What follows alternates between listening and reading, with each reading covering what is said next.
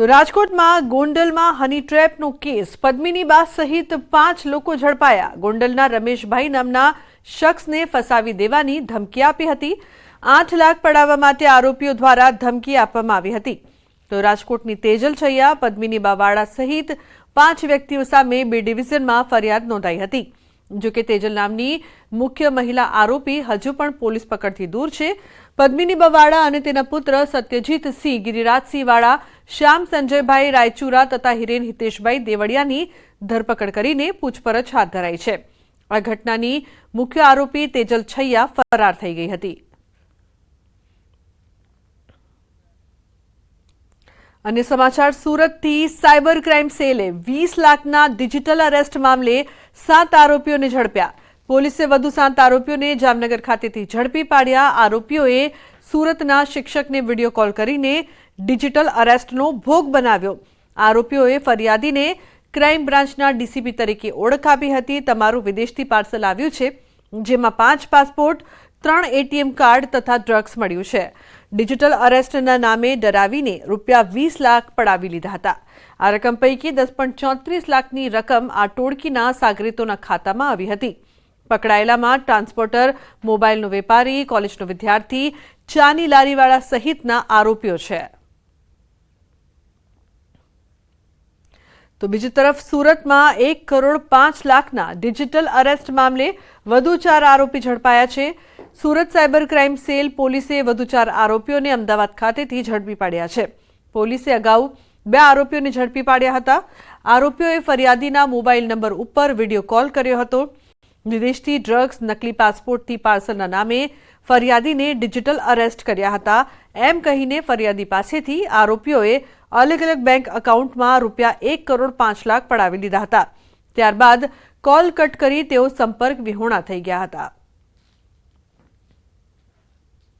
એમને પૈસા બચાવવાના બહાને કે આરબીઆઈમાંથી બોલીએ છે અને પોલીસ બનીને અલગ અલગ રીતે કોલ કરીને એમના વેરિફિકેશન માટે મલ્ટિપલ ટ્રાન્ઝેક્શન્સ કરાવીને 1 કરોડ 5 લાખ રૂપિયા જેટલી રકમ આરબીઆઈના સેફ એકાઉન્ટમાં સેફટી માટે રાખવામાં આવશે અને પછી પરત કરવામાં આવશે એવો ઝાંસો આપીને તેમનું સાથે સાયબર ક્રાઇમ કરવામાં આવેલું હતું। ડિજિટલ અરેસ્ટ એમનું લાંબા સમય માટે રાખવામાં આવેલા હતા।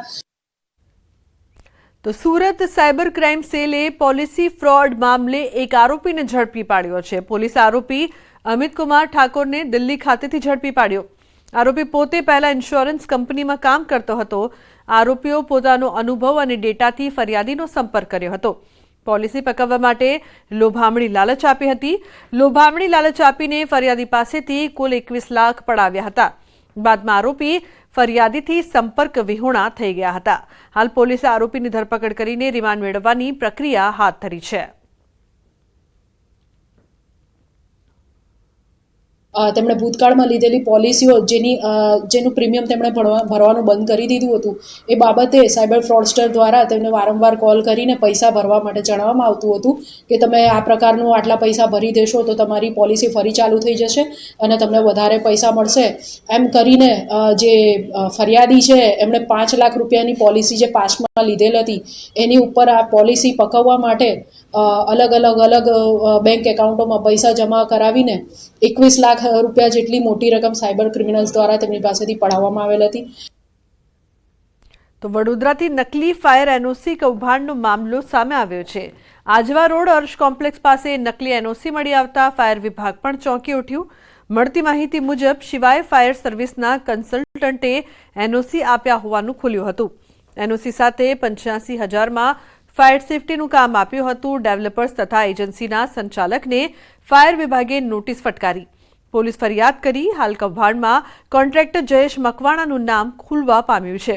પોલીસે આવા કેટલા ડોક્યુમેન્ટ્સ બતાવ્યા તે દિશામાં તપાસ હાથ ધરી।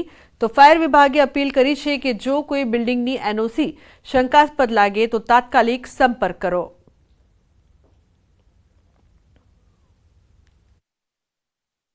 वो जो एनओसी है उसके ऊपर में पूर्व इंचार्ज चीफ आर ऑफिसर की साइन है और उनके बाद के जो पूर्व इंचार्ज चीफ आर ऑफिसर है उनका नाम है, तो उससे साइन और नाम जो है उसमें कॉन्ट्रडिक्टरी लग रही है, इसलिए हमें वो लगा कि ये मामला फॉर्जरी का है, इसलिए हम लोग अभी पुलिस के पास में उसकी कंप्लेंट की हुई है। हमने रावपुरा पुलिस स्टेशन में इसकी हमने आज कंप्लेंट की हुई है और उनको कहा कि आप आगे की इन्वेस्टिगेशन करिए, साथ में हमने बिल्डिंग ओनर जो है उनको भी नोटिस दिया हुआ है।